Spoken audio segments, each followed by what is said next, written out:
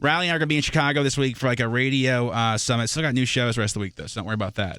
But Riley, what's your panel? You're the Women in Radio. So they just call it the Women's Panel, but like it's sort of like a women to watch situation. It's actually like my 4th time doing this panel, and I'm really excited about this one because there's a lot of women up there that I admire and that like some of the things that they've done or are doing, I aspire to do. So it's really nifty to be up there with them. Am I allowed to ask questions? Do they have? They do have a question section for every panel that they do. Good. I'm scared for what questions you would ask. I'll think of something good. But I always feel like that's the time that's my favorite because it's like, yeah, we're going to have topics and we're going to have things that we came up with to discuss. But at the end of the day, it's really for the younger generation or whatever, people that really want to be in this business and giving them advice and, passing the torch, I guess. Well, so All Access, which is like a huge radio publication, they did an article this week, All Access, Women to Watch column. Spotlights your morning show co-host, Riley Couture. I'd like to read some parts of the article, if you don't mind. Okay. She's planning a September wedding, just had a baby, is the mom of 2 boys, successfully balances her role as co-host of your morning show, syndicated in Washington, D.C. on WIHT and WZFT in Baltimore. Riley Couture also hosts the Really Riley podcast. She describes her role in the show. I oversee and create our news segment, Headlines of Riley, as well as our newest bit, Ask Riley, which has been fantastic, by the way, where I give real and raw advice from an experienced perspective based on listener questions emailed to the show.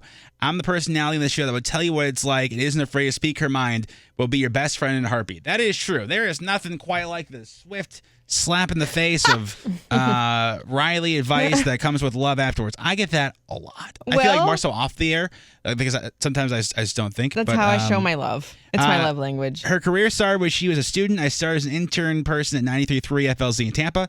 After mentoring under the late Kane, I was offered a co-hosting position in Grand Rapids, Michigan. That's the only radio job I was ever fired from. Why'd you get fired? Because they said I wasn't a fit, and actually 10 years later, that same host came to me and said, I'm sorry, I was wrong. Damn. I ignited my passion, never give up. After that, I was off to Memphis, Tennessee, where I did mornings, middays, and afternoons during my 6-year stint. Then as a brief co-hosting position in Nashville. I was there just over a year. I was offered mornings in Power in Atlanta, where Sauce is now. Yeah. We thrived for 3 years, so my counterparts were let go. And then I'm skimming, obviously. Yeah. So I learned news. My mentor, Kane, had an opening for his show in D.C. I grabbed the opportunity with both hands. Here we are 4 years later, despite many unexpected ups and downs, thriving in the market. I didn't know it's been 4 years. It was January 2017. Golly. I know. I think quick, the COVID year right? doesn't count, though. That's why I always say I just guess you could say that, take a year off of everything. Riley likes to say she semi-tripped and fell on the radio. I was a college student studying sign language interpreting when I soon realized I was far too mouthy for that profession.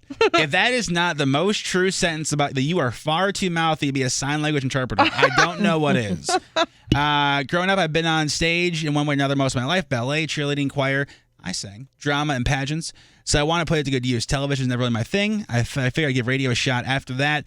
The radio bug bit me. I never want anything more. There's no turning back. Excuse me. Riley's success and achievements have not come without challenges. The biggest, that's truly a tough one to answer because I'm honest, the challenges I face in this industry almost broke me more times than I can count, says Couture.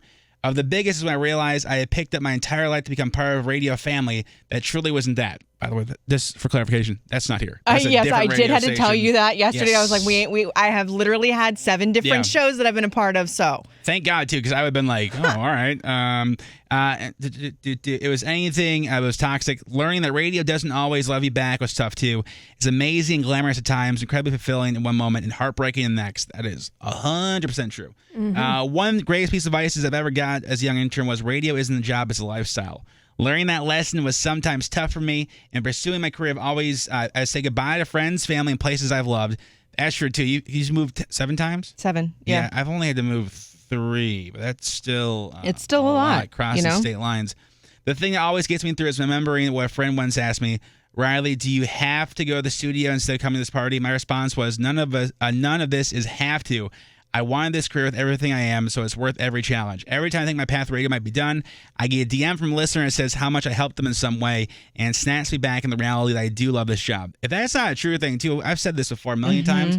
For as much as people say we help get them through things, it is 5,000% the other way, too. Yeah. This job is, granted, not hard. Like, there's much more important jobs. Totally. It is a drain to put aside personal. We all have ish in our lives too, and then to like try to be entertaining, it can be a drain. Obviously, very, very blessed to have it though. Riley goes on to say the pandemic is also a challenge for Riley for several reasons. Personally, it's difficult from the perspective of being pregnant through most of it. That's true. I was afraid of my health, the health of my baby, being isolated through such a special time. Definitely took a mental fortitude to get through. Professionally, it was difficult financially. With endorsements becoming next to nothing, it's also strange to not get out and connect with listeners, which become my favorite part of radio. But thank goodness social media or the pandemic, I made a point to answer every single DM I received to let listeners know we were still here for them. It's my catchphrase in the show, DMs are always open, which is true. I think this is fantastic. Thank you. I think that's it's really nice. Oh my God, why am I sweating? I don't know. I don't know. I think it's just because it's such a big deal. When I first got into radio, All Access was like, I was obsessed with it. I would read it every day. All of the news. I would always like pray for a job to open up. So it's like to be on this article, it's like, damn, okay. Oh yeah. How did I get here? We got the link is in our Instagram story Thank you at for reading YMS that. Radio. Oh my God, of course. I think it was really, really good.